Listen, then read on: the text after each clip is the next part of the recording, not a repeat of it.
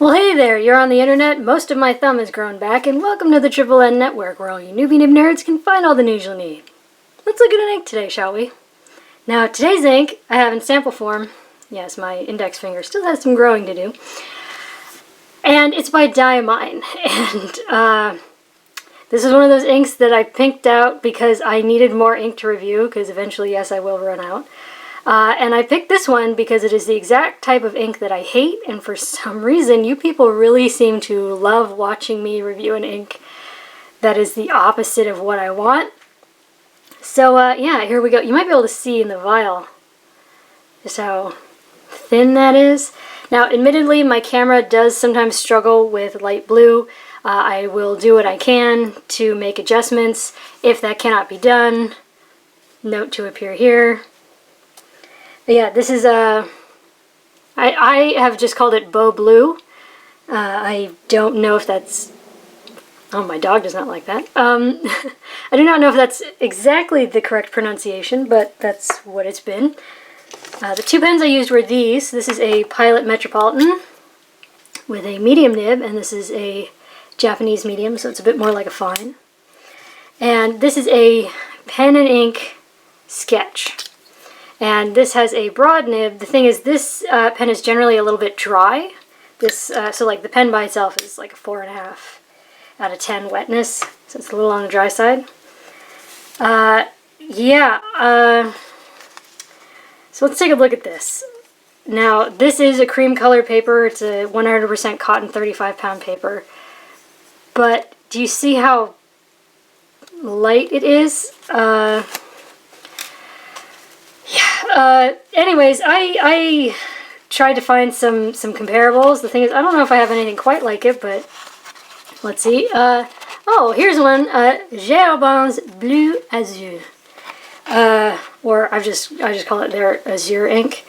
But as you can see, this maybe has just a little bit more yellow in it. This has a little bit more purple. Hopefully that'll come through. But Bleu Azur is one of the inks that really left a bad taste in my mouth with Gerobin for a good decade and a half. Because people would think, oh, light blue, she'll like this, and they'd give it to me, and it is seriously undersaturated, much like Beau Blue. Here's Toucan Turquoise, which was also a bit undersaturated, but still much more saturated than this, Beau Blue. Also a little bit more yellow in it, making it like slightly greener. Here's Schaefer Script Turquoise, which as you can see is much darker, much more saturated. The thing is, there are few inks that are this undersaturated, and I've kind of already gone through them. So this is mostly just color similarity. Like, I feel like if you watered down Schaefer Turquoise, or even Toucan Turquoise, or Diamine Aqua Blue, maybe you'd get something a little like Beau Blue, but you'd have to water it down a lot because this is very, very undersaturated. So yeah. Okay, let's check out the chromatography. And I kid you not, this is the chromatography. Yeah, that's not a white balance issue. There is very little ink in this ink. In fact, yeah, you know, I'm going to put it on a background. Yeah, so there's the barest little hint of a dot down here, and then there's just a whole lot of nothing, and then there's just a little bit of blue sort of dispersed around here, and that's about it. And then here's where I let it dry, which is not how you're supposed to do it, but it's something that I do for my own edutainment, I guess. The dot is pretty much the same, the blankness is pretty much the same. This ink has utterly no water resistance. Speaking of, I wanted to see what this ink could stand up against, so I did some chemical tests, and look, I wrote that with the two pens, and that is actually kind of hard to read. That's a theme we're going to see today. Now, you might be able to tell, kind of, where that water test was, and water absolutely washed it out. And it was the same with the pens. 1/3 bleach solution, it's almost like it was never there. Ammonia pen flush, kind of moved the color around, but really got it moving. Hydrogen peroxide. You're probably not going to be able to see it, but it just turned this slightly more teal at the center, just the barest bit, but still. Alright, paper test, top down in density, Clairefontaine, 90 grams per square meter. Oh God. As I've said in previous videos, I instinctually, like without guidelines, I'll start wanting to write like this, like a line graph. So I actually prefer quadrilateral paper over dot paper because the dots are just not enough of a guide. And the thing is, when you see graph paper like this, the color of the lines is intentionally sort of in a shade that makes it easier to like fade into the background. So when you can see those lines more clearly than the writing, we've got a serious problem on our hands. Now the thing is, with very undersaturated inks, you do get a lot of shading, and I'm going to attempt to bring this in close, if my camera will cooperate. You see the ink? See how there's like a mild halo effect around the wettest parts? And there is a great deal of shading. I mean, if you look at the bottom of that up and down stroke of the K, you can barely see it. So, I mean, there is shading, but it's not necessarily good shading. It's shading that really shows you how thin the ink is. But anyways, that Pilot Metropolitan in medium took 7 seconds to dry. That slightly mild, or I should say dry, broad pen and ink sketch took 14, which I guess isn't bad, but yeah, I mean, there's not enough ink in this ink. And then this is the water test, right here. So from here down, this whole bit right here. With the exception of maybe right here, you probably wouldn't be able to tell. Now, this pattern, imagine this density of squigglies all through there. Yeah, there's no water resistance in this ink whatsoever. Yeah, so here's Fabriano Echo Qua. It's an 85 gram per square meter paper. I really like it. This one is a dot pad, but if we bring this in close at the scrubbies, you can see those dots even in the densest part of the scrubbies very easily. That can really be a deal breaker for me personally. This is, first of all, it's so light that it is actually kind of uncomfortable to read. And then it's so undersaturated that in order to be able to even remotely read it comfortably, you have to lay it on really, really heavy. And the problem is this ink is actually slightly dry. I said on the previous page that it was maybe 5 out of 10. I'd say it's a 4.5. So bear in mind, in this broad, because let's look at the smear test. You see how it's barely moving at all? So this is a dry ink in a dry pen. So this ink is really not wanting to come out. So that is not fun. But yeah, anyways, that broad took 14 seconds to dry. The medium, the Japanese medium and the Metro took 9. You do get a mild halo effect around the wettest parts. Let's see if I can find that for you. Around the wettest part of the P in painful. Yeah, but yeah, you know, it's uncomfortable to read. Now, so far, very well behaved. There's no bleed, no feather, no spread. Definitely no echo because it's just too light. And there's also no sheen. There is no sheen, not even a hint of sheen. You know, sometimes you can see like, oh, it kind of wants to, but no, so far there hasn't been. And again, the water test, if it weren't for the warping of the paper from the water, you wouldn't be able to tell that there had been anything written there. So imagine from this line to about here, everything in this little box, this corner, used to be full of writing. But you can kind of see that part of the A in water a little bit. And then again, just full of squigglies, dense squigglies, and it's almost like it was never there. Things I do for you people.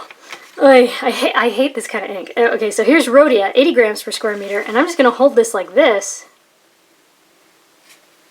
I'm pretty sure that what you're seeing on your screen is the same thing that I'm seeing in person and on my little viewfinder.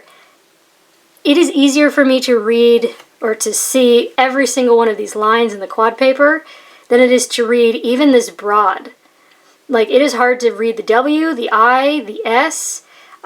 If my face were the camera to read this, I have to bring it in like this, and even then it's kind of like I have to concentrate and actively focus out the much clearer and darker purple lines. This is an unpleasant ink to use.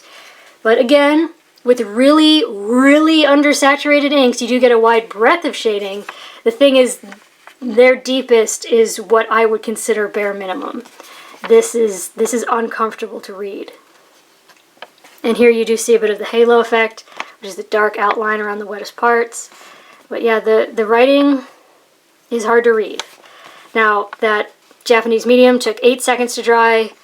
The broad nib took 12. So I guess that isn't bad for Rhodia paper, but this is a dry writing ink and a dry writing broad. And look at that smear test. And it's hard to read.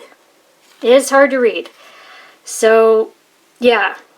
And actually, as I say here, I actually had to prime the feed in the broad by now, and it's annoying as hell.